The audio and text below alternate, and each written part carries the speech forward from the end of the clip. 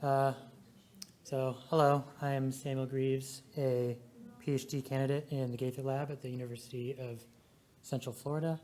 And today I'd like to talk about color polymorphisms within the Parasitoides genus of hawkfishes.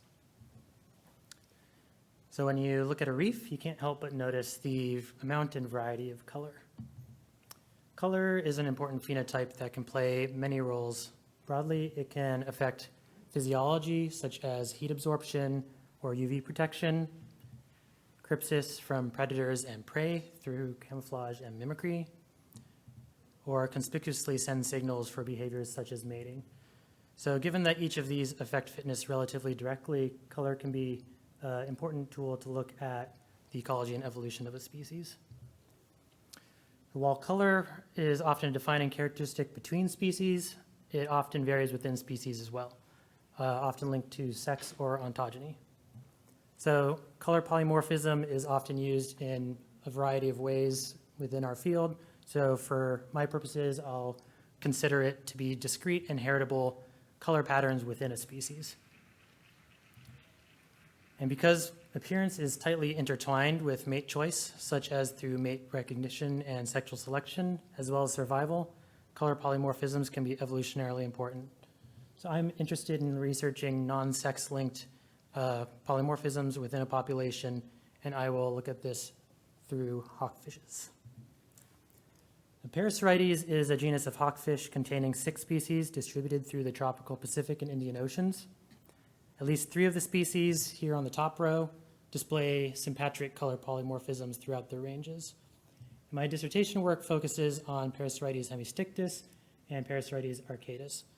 These 2 species have a similar light melanistic dimorphism, where the light morphs are characterized by a horizontal white stripe and countershaded color pattern, while the melanistic morphs have a dark coloration throughout their bodies. And there are some intermediate phenotypes. My study was inspired by some work done by Dr. Jonathan Whitney, where he set out to identify whether the color morphs of Parasitoides arcadus in Hawaii were diverging. Using transect data, they were able to construct associate color morph with niches constructed from environmental variables. Melanistic morphs were more frequently found in shallow, steep, high-energy habitat where Poecilopora corals dominated a low coral cover portion of the reef. Meanwhile, the light morphs were more likely to be found below the surge zones where calmer water resulted in a higher coral cover where Parasitoides was the dominant species. They also conducted genetic analysis using 30 microsatellite markers. Using the full set of markers in a structure analysis, the color morphs were indistinguishable, but a subset of 7 loci was able to show signals of differentiation.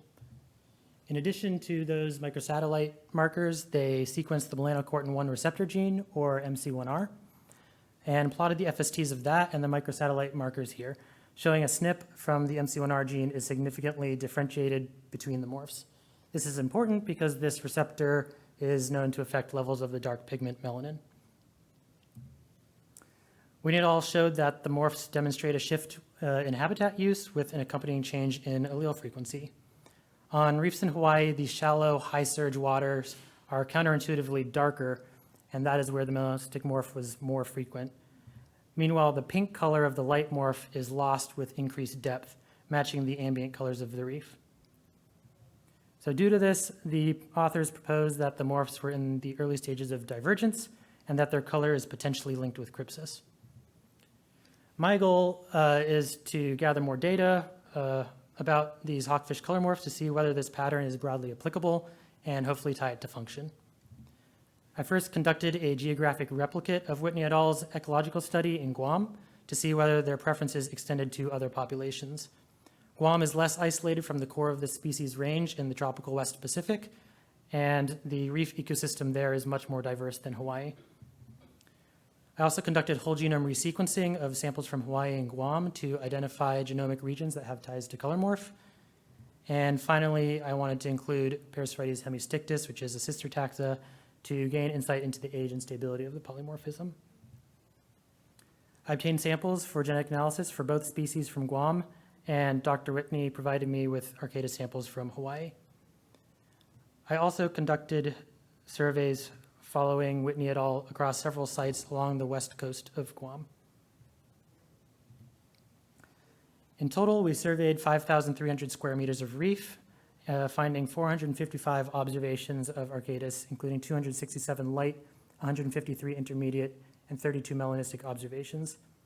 Unfortunately, with only 21 Hemistictus, I did not obtain an analyzable sample size, so today I'm only going to present my results on Arcatus for the ecological portion of the study. So starting off, the morph frequencies for Arcatus were very different from the Hawaii study. In Hawaii, the morphs were almost evenly split, but in Guam, the light morph dominated the transects, with only 3 out of the 53 transects having a majority of melanistic morphs. Additionally, the overall density of this species was far lower, about a third of Hawaii's, giving us an indication that something might be happening on Guam a bit different from Hawaii. So to look at environmental variables up on the right and see whether they're able to explain the morph proportions of the transect, I ran redundancy analysis. So I started off with the best fit model of the Hawaii data from Whitney et al. And applied it to my Guam data. In the original paper, this model was able to explain 64% of the variation in Hawaii. However, when applied to the Guam data, it was only able to explain about 8%, and it was not significant.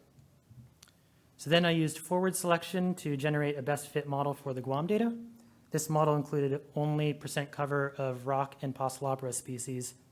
So while it did perform better, explaining 36% of the variation and was significant, it still didn't explain as much as in Hawaii. Lastly, I directly compared observations from Guam in blue by overlaying them onto the Hawaiian ecospace generated by Whitney et al.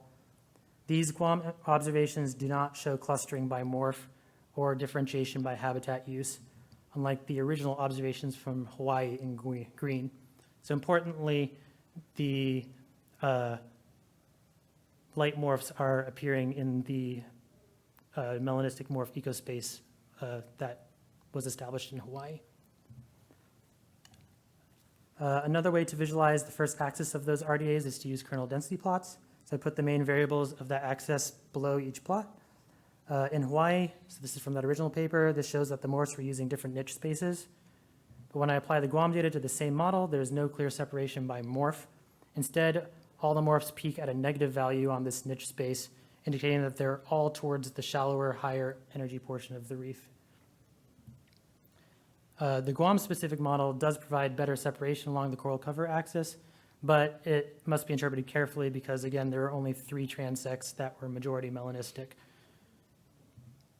So overall, these surveys have found that there are fewer melanistic morphs on Guam, and that what was observed is not partitioning in the same way or as strongly as in Hawaii. Moving on to my genomic data, my lab has produced high-quality genomes for the 2 species. They're both almost 700 megabases with 24 chromosome scale scaffolds, and my BUSCO scores and annotations are nice and complete. So to leverage these genomes, we conducted whole genome resequencing of 228 samples, of which 93 were Arcatus from Guam, 71 were Arcatus from Hawaii, 69 Hemistictus from Guam, and then a handful of outgroups. For my initial look into the genomic data, I looked at FST between Hawaii and Guam to get an idea of the geographical differentiation for Arcatus, as well as between morphs within each island for both species. For Arcatus, the mean FST between morphs on Guam is comparable to the differentiation between Hawaii and Guam at about 0.01. But between morphs on Hawaii, it's about 1/10 of this value, so a lot less. Meanwhile, the differentiation between morphs for Hemistictus is much higher at about 0.075, which likely indicates these morphs are starting to act as populations. For some context, the FST between hypoplectrus species of hamlets in the Caribbean, which demonstrate mimicry of different prey species, is about 0.004, which is less than the intermorph species of both species, or the intermorph values of both species on Guam, but it is greater than that for the Hawaiian Arcatus. I also calculated the FST per expression for that melanocortin receptor gene. Only the Hawaiian population has a position that's particularly different from the genome average at about 200 times that average, so much higher there. I also generated Manhattan plots of the FSTs of Arcadis. Each dot shows the average FST for a 5 kilobase window, with the red triangles indicating an outlier. On top, I am comparing the morphs on Guam and below for Hawaii. So while the average FST is lower in Hawaii, there are many regions where there are high spikes of FST where there aren't those on Guam. Meanwhile, the Guam morphs have comparatively few and lower magnitude spikes that aren't present in Hawaii. Looking more into the functions of just the Arcadis outliers, I ran Panther overrepresentation test on the gene ontology terms for the outliers that had an annotated gene. So this test compares the proportions of the Go biological processes of the gene list with a reference set of all the genes to see if any occur more frequently than if you randomly chose them. So several terms were significantly overrepresented in these outlier genes. These primarily included developmental, gene expression, and neural processes. This may indicate that color phenotype is related to the migration of skin cells during development. I also identified 54 outliers in the hemistictus overlapping genes, and of those, 6 are shared with the Arcadis outliers, with roles that further reinforce changes in the regulation of processes that could affect the distribution of pigmented cells. So to sum things up, my surveys found fewer melanistic Parasitoides arcadis in Guam, and where they were found, niche differentiation was limited. While the genome-wide differentiation was generally higher than fish from Hawaii, the peaks of differentiation were much rarer and smaller. And across both species, there is a moderate association of morph with developmental genes, but they were not diagnostic.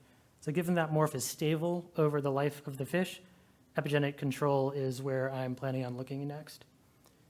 And then finally, the large shifts in allele frequency between the Hawaiian morphs are consistent with genomic islands of differentiation.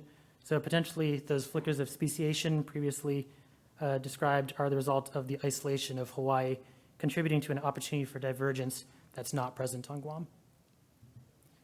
So with that, I'd like to acknowledge my co-authors, funders, and everyone involved, particularly the undergraduates who helped me process benthic photos and the text at the University of Guam Marine Lab, who helped me with collections and fieldwork.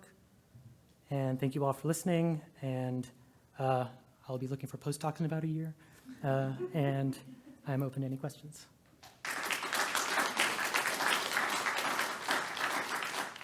So hello everybody. I think I'll start right about now. So thank you for being here. I know there's lots of presentation going on, and it's really nice for you to come to this specific presentation. So here today I'm going to present some preliminary-ish results from my PhD thesis, and so let's jump right into it. So in my thesis, I'm interested in anadromous salmonids, not only because I kind of like to fish them, but also because their life cycle is, I think, incredibly amazing and interesting. So throughout their life, they'll move between freshwater environment where they spawn and a saltwater environment where they usually feed and get bigger. And it turns out that throughout the salmonids species, there is quite a lot of variation in migration pattern and specific life history differences that kind of shape these migration pattern. And I show you some example for Pacific salmon over here. And so in North America and throughout the world, these fish are very abundant and quite ubiquitous, and especially in northern Canada. And being so abundant, there's a lot of indigenous communities that harvest them on a traditional basis. And so salmonids for these communities are vital from a food security standpoint, but not only that, but it also ensures the cultural perennity of their, cultural heritage. And having harvested those fish for so long, sometimes millennia, they've developed a significant body of knowledge about the biology of these fishes. So here I give you an example of the Karuk tribe in California, which documented two types of migratory behavior in Chinook salmon, so on the western coast of the United States. The first one they like the most, they call it Ishiat, and it's a spring-run Chinook salmon. So they like it very much because when it comes back during the spring, their flesh are full of nutrients, they're full of fat, they're very fatty, very tasty, and that is because they come back about 6 months before they'll spawn. And in freshwater, they'll stop eating, and that's why they come back with so many nutrients. The other form is fall-run Chinook salmon, still very cool, but they like the spring-run Chinook salmon the most. So there's very diametrically opposite migratory behavior in this species, documented by traditional ecological knowledge. And so kind of geneticists kind of jumped on the opportunity to document what is the extent of genetic differentiation between those two morphs. Are they just a case of alternative reproductive tactics, which is kind of common in salmonids, more like a case of phenotypic plasticity, for instance. And what so they sequenced the genome of those two species, and they actually found a whole genome level, kind of low of the genetic differentiation, but they found peaks, so islands of the genetic differentiation scattered throughout the genome, with one specific place in the genome on chromosome 28 where they find that an alternate allele was fixed in spring-run Chinook salmon, and the other ancient allele was fixed in the fall-run salmon. And this is a 30 kb region which encompasses two genes, GREB1L and ROC1, and there is a short duplication in spring-run Chinook salmon, and those two, which might alter the regulation of those two genes, which regulate processes as renal, gonadal, and inner ear organ systems. So I hope this showcase kind of the value of traditional ecological knowledge. They hold significant knowledge, and we should respect that and work together with indigenous community to better understand these biological phenomena. So in my study, in my thesis, I'm interested in Cisco, which is a salmonid species. Is typically found in freshwater, so it completes its life cycle in freshwater environment. But in the part of its distribution, I study them, they actually adopt this anadromous life cycle, which is very unusual for these species. And it's very abundant on the James Bay coast here, so in northern Quebec. So James Bay is a bit bigger than Switzerland and a bit less big than Lake Superior, to give you an idea. And they're very abundant throughout the coast. And I'm working with indigenous community, the Greaves of AUHT, and they harvest them throughout the coast, but most especially in this little region called Rupert Bay, so with the community of Waskaganish, who harvest these fish during their fall-run migration. And interestingly, we kind of have this same pattern that what was documented in the Chinook salmon previously. So they document two sympatric morphs of Cisco which differ in their run timing behavior. So the most common form is Nutamesanio names, so fall-run Cisco, and the Cree describe it as being a small fish which is a bit round, a mouth that's pointing upward, and as I told you, it returns to reproduce during fall, so throughout September and beginning of October, and they migrate up almost all the rivers, all the big river system of James Bay. The other unusual type of Cisco is called a Kashuk names. It's a summer-run Cisco, and it's bigger than the Nutamesanio names. It has a different color pattern, so greenish back, and it will return to the river to, well, we don't know if they actually return to reproduce earlier or if they migrate way up north in the river, but they actually come back in the summertime, so at a specific time at the end of July, beginning of August. And what's very interesting is that through traditional ecological knowledge of the Cree, they actually seem to only reproduce in the Nottoway River, so one specific river in James Bay. So in my project, I wanted to document how different phenotypically those two forms of fish are. Can we relate them to ecological differentiation? And also, what's the extent of genetic differentiation between those two morphs? Are we looking at alternative reproductive tactics, or are they reproductively isolated to some extent? So to do that, I went and I worked with the Cree community of Waskaganish to sample two fall-run populations of Cisco, so one in Rupert River and in Nottoway River, and the only population that's known of summer-run Cisco in the Nottoway River. So the scale, there's about a 40 kilometers distance between the mouth of Rupert and Nottoway River. So not a big geographic scale. So for the first objective, I measure a bunch of linear traits, trying to decipher which traits are divergent between the two morphs, and I'm also interested in life history differences. So do summer-run Cisco they come mature later in life than fall-run Cisco, and do they grow faster in early life? And so what you see here is a PCA using all the morphometric traits I measured. And there, as you'll see, there's quite a lot of overlap between the two morphs, so not a lot of differentiation. But the trait that differed the most is the number of gill rakers. So the number, for those of you who don't know, the gill rakers are used to filter out food from the environment. And usually the more gill rakers you have, the smaller the prey items you'll consume.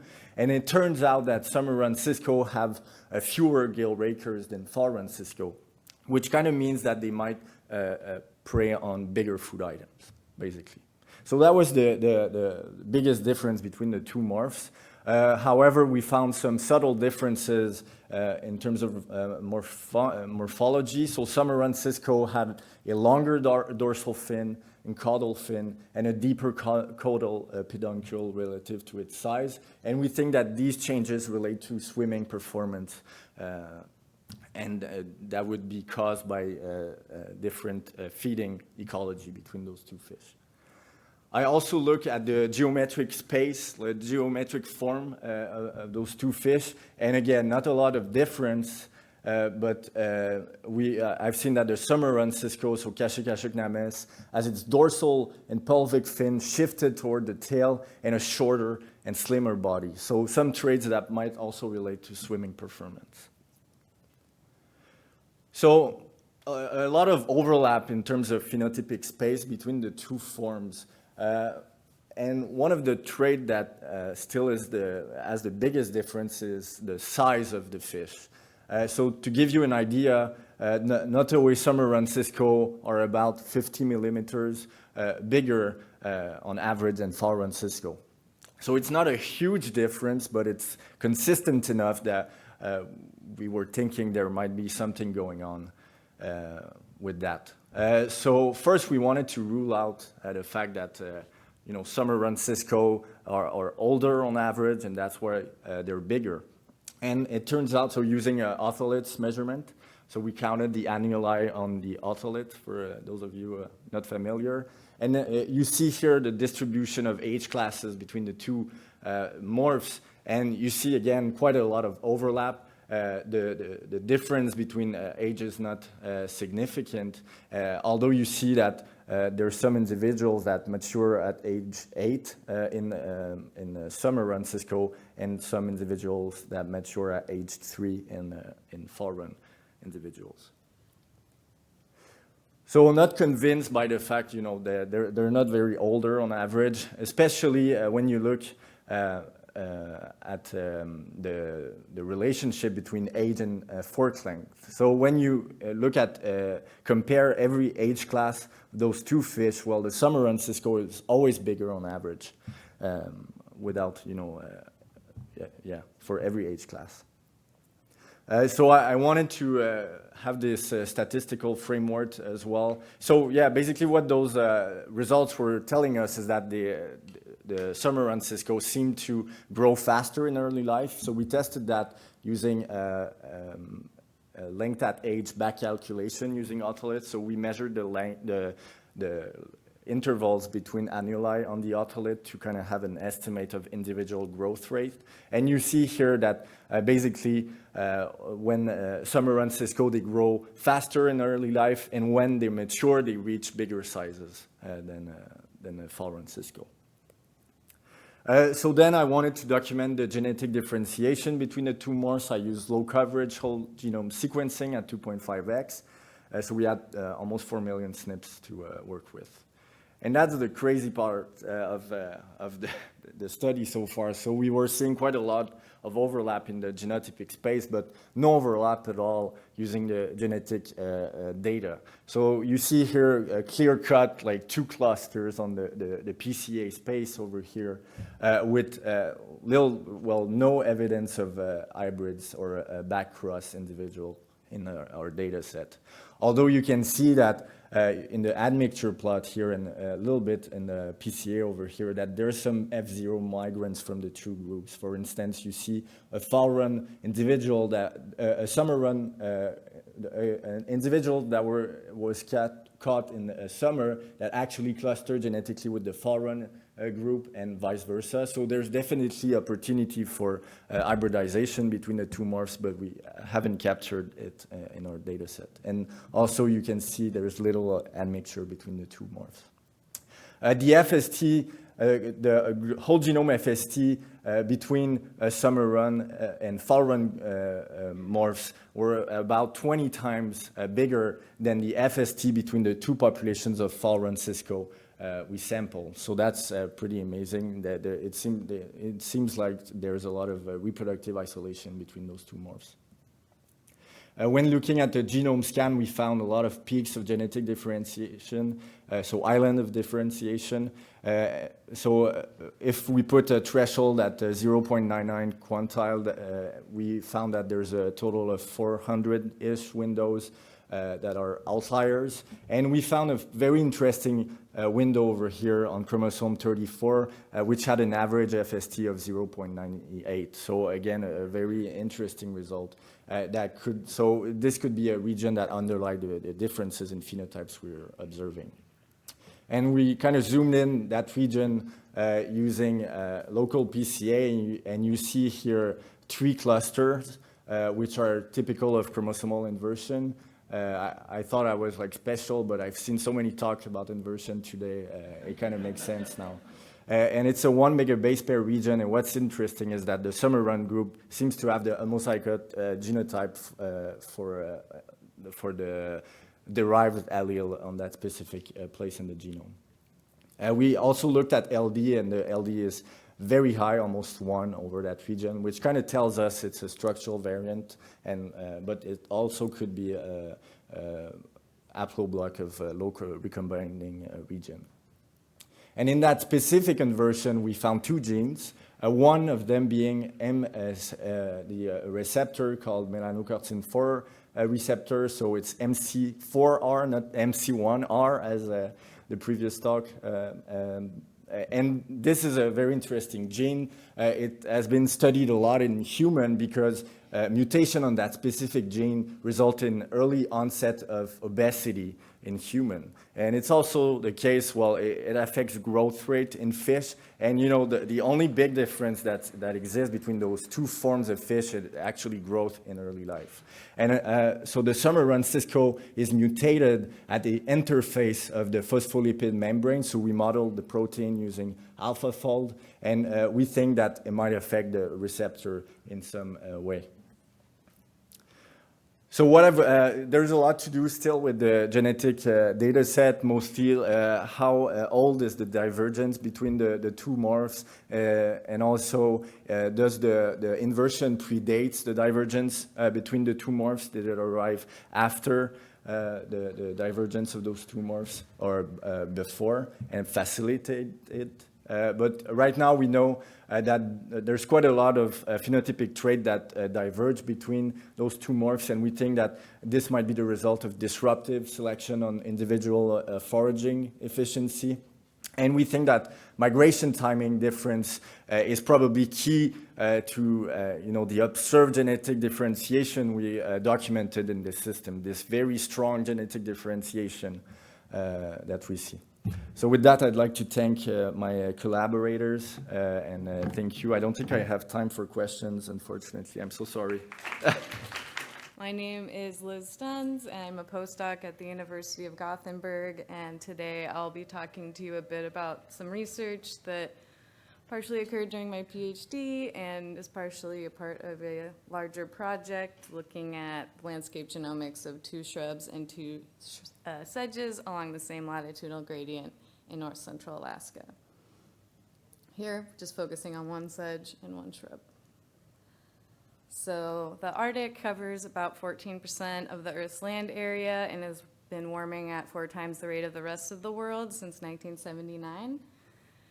The Arctic's vegetation history has been shaped by recurring patterns of geology, glaciation, and environmental shifts. And in response to environmental change, especially contemporary environmental change, shrubs are increasing in relative abundance and affecting ecosystem stability and processes such as snowmelt timing in tundra communities. So we want to look at how the influence of isolation by distance, environment, and resistance drive range expansion potential of 2 widespread Arctic species. Here we hope to evaluate how genetic diversity and population structure of these 2 Arctic plants vary along a latitudinal gradient in north central Alaska, analyze how geography of tree line and former glacial barriers affect localized gene flow patterns as well. We have seen adaptation at this scale in the sedge already, but it hasn't been found for the shrub. And also investigate how isolation by distance, environment, and resistance influence spatial allelic distribution at this level. So here are the focal species. On the left, you have the shrub, the dwarf birch, Betulinana. It has a sprawling prostrate growth habit. And on the right is the sedge, known as the tussock cottongrass, or Eriophyrum vaginatum. It has a mound-like growth habit. I don't know if I can, oops. Thought I could use the pointer, but I don't think that's on here. So, and singly borne spikes as well. They both have circumpolar and circumboreal distributions, are monoecious, wind-pollinated, wind-dispersed, long-lived. The dwarf birch can live up to 150 years, while the sedge can live up to 180, and vegetative reproduction predominates for both of them. The dwarf birch also has it is developmentally plastic. It can produce both long and short shoots. It makes it an aggressive competitor. And the tussock cottongrass is a foundation species of the moist acidic tundra. It promotes nutrient cycling as well as growth of lichen and mosses. So this is the study area in north central Alaska. You can see the map, and the inset shows where it occurs within the Beringian region. And the transect that we sampled along runs about 320 kilometers in north central Alaska, and it was a little longer for the sedge sites, but it's the same latitudinal gradient. It goes through multiple habitat types such as wet sedge tundra, moist acidic tundra, and muskeg. Spans about 4 degrees of latitude and 1,000 meters of elevation. And you can see the red dots. They're showing the shrub sampling sites. There's a bit more densely sampled sites for E. vaginatum. The black dotted line shows where tree line goes and divides the sampling sites into some north and south components, as well as the Brook Range, which occurs just north of it. And the light blue is showing the maximum Pleistocene glacial extent in the area. Materials and methods were generally following Stunz et al. 2022, and that was primarily focusing on the landscape genomics of E. vaginatum. For this research here, we included 109 Binana individuals from 9 sites and versus 273 E. vaginatum individuals from 17 sites. SNP data was derived from dd-rad sequencing, and we had greater than 12x coverage for Binana and greater than 13x coverage for E. vaginatum. We used the 80% cutoff, so loci were attained, they occurred in all sites and at least 80% of the individuals, and had almost 4,000 SNPs for B. nana and a little over 10,500 SNPs for E. vaginatum. We used multiple programs for genetic diversity, statistics, population structure, and spatial population genetics, and also Maxent, ENM Eval, ArcGIS, and CircuitScape to build and test isolation models. So results, here I have the genetic diversity results, and I only included the sites for E. vaginatum that overlapped with B. nana, but the general trends I'll talk about were also represented across all E. vaginatum sites. I just didn't include them here. And the main things to focus on is that the allelic richness was all lower across B. nana sites versus E. vaginatum. Private alleles were much higher across all B. nana sites compared to E. vaginatum, and observed heterozygosity was lower for all B. nana sites versus E. vaginatum. So based on the low allelic richness and low observed heterozygosity, it suggests that these B. nana sites have either recently diverged or were disjunct populations connected by contemporary gene flow. There's obviously a fair amount of gene flow happening here. And based on the high number of private alleles, it does suggest that there is likely some hybridization going on with B. Betula glandulosa in the area, and no name, NN, had an inordinately high amount of private alleles, 111, suggesting it could just be Betula glandulosa there, which I'll talk about a bit more later. And population structure, you can see Betula on the left, E. vaginatum on the right. So A for Betula nana is showing the discriminant analysis of principal components. And 2 clusters were primarily supported. No-name individuals were 1 cluster, and everything else was the other cluster. So another reason we plan to look at this further, exactly what's going on with B. glandulosa in the region, but population structure was not related to geography or tree line at all. The furthest southern site of B. nana had a lot of shared co-ancestry with the furthest northern site we sampled. And we saw a totally different pattern with E. vaginatum along the gradient. So in the DAPC, you can see these 2 clusters that they're not not too genetically distant, and a much further genetically distant cluster, but this whether K3 or K2 is being considered here depend on the statistic, which was most supported. You can see the yellow southern cluster and a blue northern cluster. So tree line was actually what separated out these clusters, as Chandelar, CH there, occurred just north of tree line and was definitely in the northern cluster. Admixture was also occurring right around tree line, so ST and TB are south of tree line and tree line sites. And then if you're considering K equal, 3 clusters, K equals 3, Eagle Creek also became its own cluster, and it is a high elevation heath environment that population occurs in. For the isolation models here, we tested a combination of isolation by resistance, isolation by environment, isolation by distance, and then just some straight up isolation by resistance, isolation by environment models. And for Betula nana, there wasn't much support suggesting that there wasn't a well-supported model, especially in the top 4. There is about equal support there. And then the corrected Akai-K information criterion values were relatively high, suggesting that these models are also just not that plausible in explaining genetic differentiation of B. nana in this region.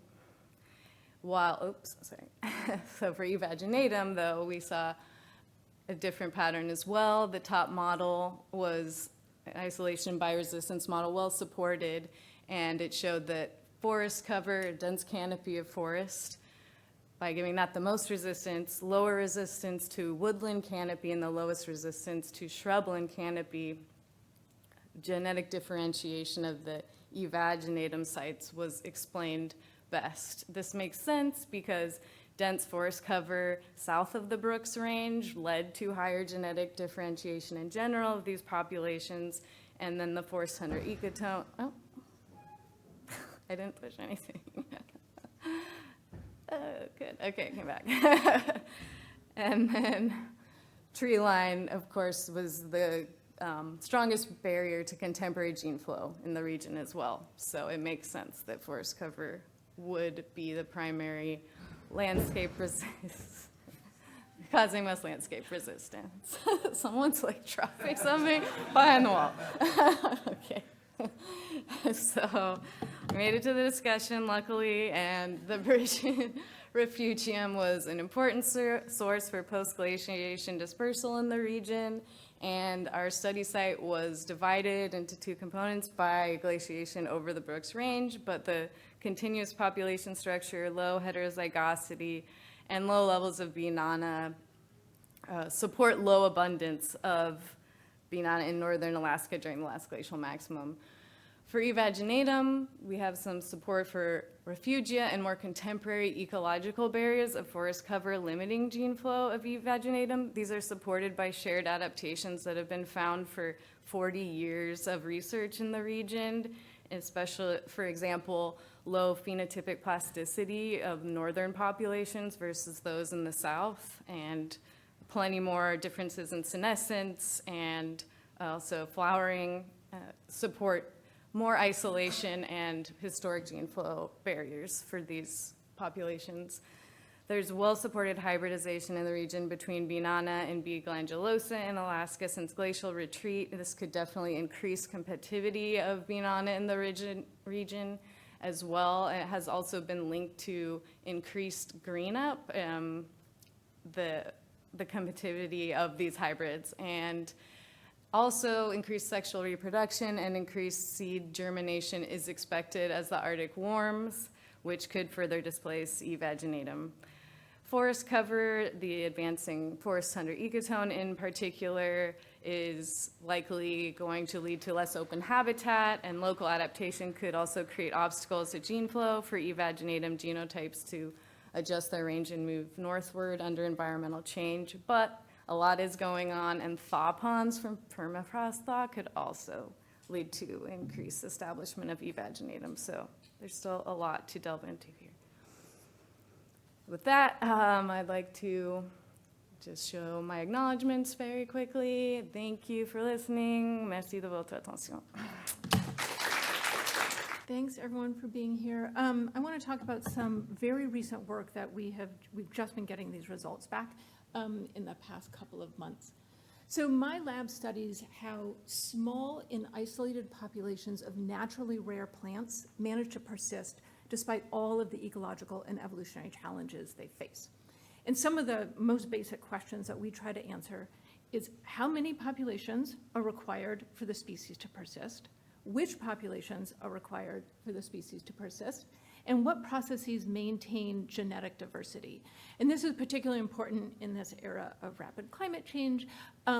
A lot of species, including the one I'm going to talk about today, is going to have to adapt in situ to a new climate regime. So one of the ways going about answering these questions is to quantify genetic diversity within populations, describe how that diversity is patterned across the landscape, and then measure the degree of connectivity between populations. So that's what I want to try to do today. So this is our study organism, Streptanthus glandulosus secundus, which I'm going to be calling SGS or secundus. It's an annual mustard, and its flowers are visited by generalist insect pollinators, primarily bombus species. And it produces small, very small, hard, lightweight seeds that have no obvious adaptations to promote dispersal either via wind or animals. And very importantly, it is restricted to these patchily distributed serpentine soils that look like this. So that's our study organism on a serpentine barren. And one thing I hope you can see is how different that serpentine barren is from that matrix landscape of forested habitat. And oftentimes the boundary between serpentine and non-serpentine is very discrete. Okay, so the first thing we had to do was try to locate as many populations as possible. So we went to 41 known or suspected locations for the plant within the geographic range, which is very small. We were able to visit 35 of them. So this is what you're looking at. If there's an X there, it meant we visited the site and the plant was absent in 2019. If there's a circle, it meant the plant was there, and then the size of the circle is scaled to the number of secundas at the site in 2019. So you'll probably notice right away there's a lot of X's. This was the second of 2 consecutive drought years, and as an annual species, my suspicion is just that it's very sensitive to drought. So we located 11 secundus populations in this year, although one of them was like half a dozen plants growing out of this sheer rock wall that we could not reach. So we have 10 study populations. And you'll notice that whether these sites are vacant or occupied in this particular year, they tend to cluster at the southern part of the geographic range. And I'm going to refer to these as core populations. And in this year, we had 7 of them. And then we've got these other populations that are sort of flung up to the north. I'm going to refer to these as peripheral populations, and we have 3 of them in this year. Oh, and I just want to point out this one way up at the top called Lucas Valley. It's the most geographically isolated of our populations, and I'm going to refer back to it a couple times. Okay, so these are our census population sizes in this year. Several populations had like 1 to 200 plants in them. Several more had like 500 to 700 plants. And then Azalea Hill had a whopping 3,200 plants in it. Okay, so to measure diversity within populations, we used 8 microsatellite markers that we developed for the very closely related Streptanthus glandulosus niger. And we have 197 individuals in this study. And we found that fully 85% of all of the molecular diversity is found within populations and only 15% among populations. We measured molecular diversity in a whole bunch of different ways. Alleles per locus, effective alleles, allelic richness, unbiased estimates of diversity. No matter how we measured it, we never found any differences among populations, which is somewhat surprising because we've got some populations that have like 110 individuals and then this one that's got 3,200 individuals, and there was never any differences in molecular diversity. And then what's in the box there is the averages for all populations, just to give you a sense of what numbers we're talking about.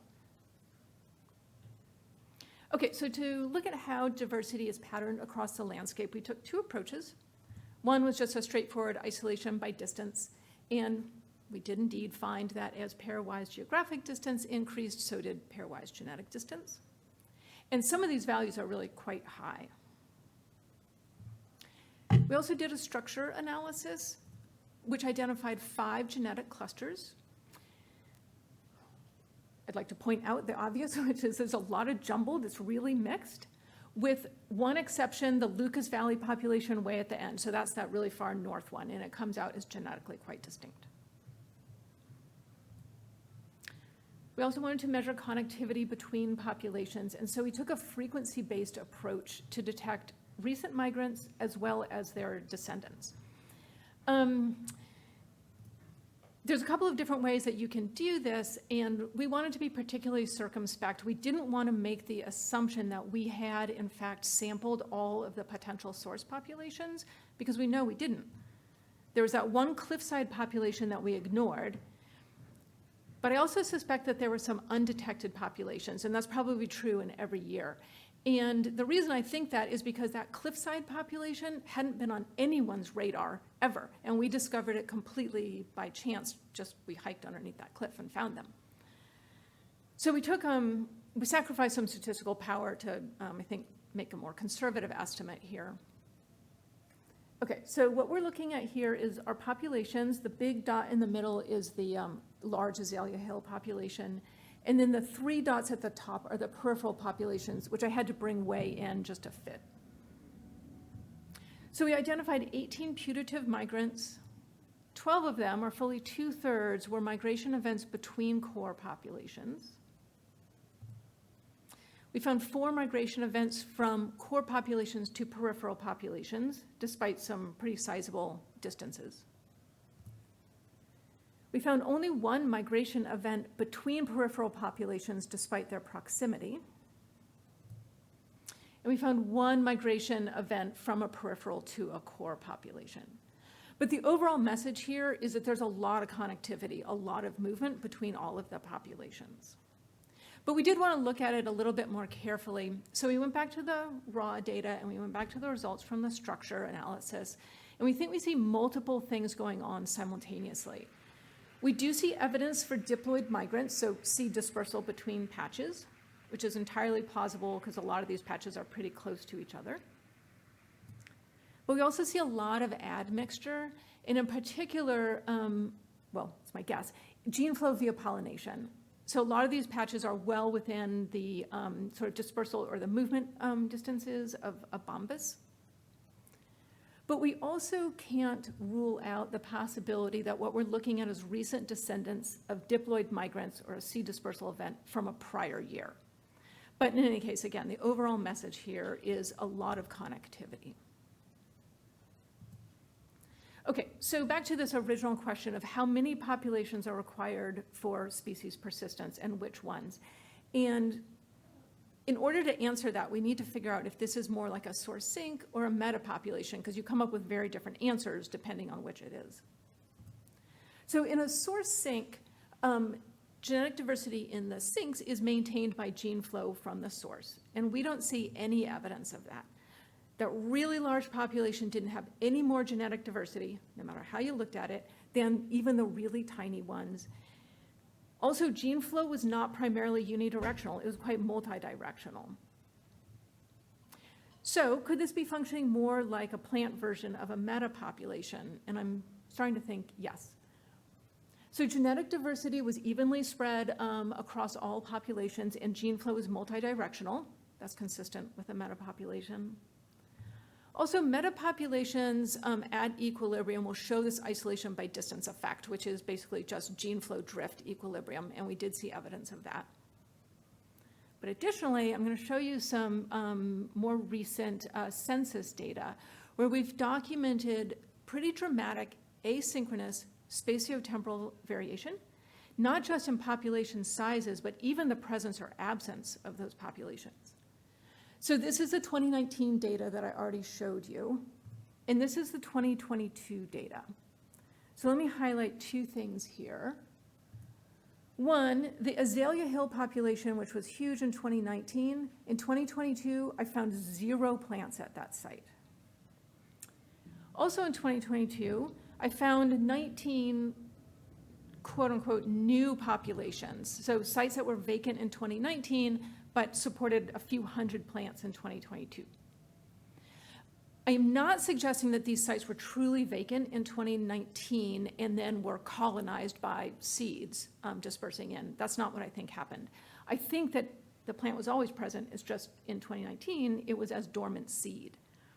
Nevertheless, we see this really dramatic asynchronous sort of popping up and blinking out of populations across the landscape. Okay, so I'm going to wrap this up with some sort of conservation implications here. I do think that this data suggests that all populations are required to maintain the full genetic portfolio of the species. And that loss of potential habitat or vacant sites could be problematic. If this is a true like Hansky-style butterfly metapopulation, then the loss of vacant sites would be devastating because a metapopulation depends on those vacant sites. And while I don't think that's what's happening here, those vacant sites aren't truly vacant, right? They're filled with dormant seeds. So maintaining them is important. And then finally, any barriers to gene flow could disrupt this gene flow drift equilibrium. And here I'm thinking primarily about insect pollinators. And as you can see from this photo, I hope, is that the serpentine patch is embedded in this heavily forested and fire-prone ecosystem, and it's just becoming more fire-prone as climate change increases. And so a fire that were to char that forest could create a barrier to pollinators that are connecting these otherwise pretty scattered populations.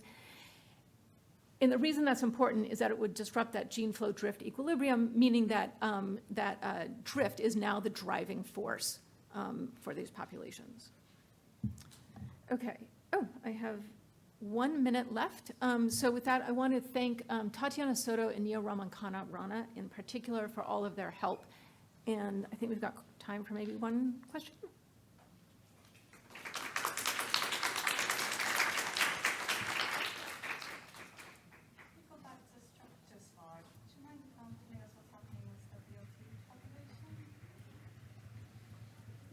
Oh, okay. So this VLT population, Fontaine Lake, also sort of stands out as quite genetically distinct. I actually don't have a good, I can tell you what's happening, but I don't know why. This population starts to flower when all the other surrounding populations are in fruit. So it can't exchange genes, at least not through pollination. The only way it could exchange genes with neighboring populations is through seed dispersal.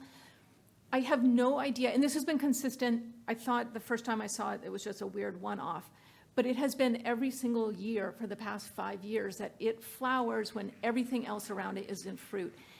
And it can't be climate that explains it because it's all in the same area. So I don't know what's happening there. But if anyone has any ideas, I'm genuinely interested in thoughts on why that might be.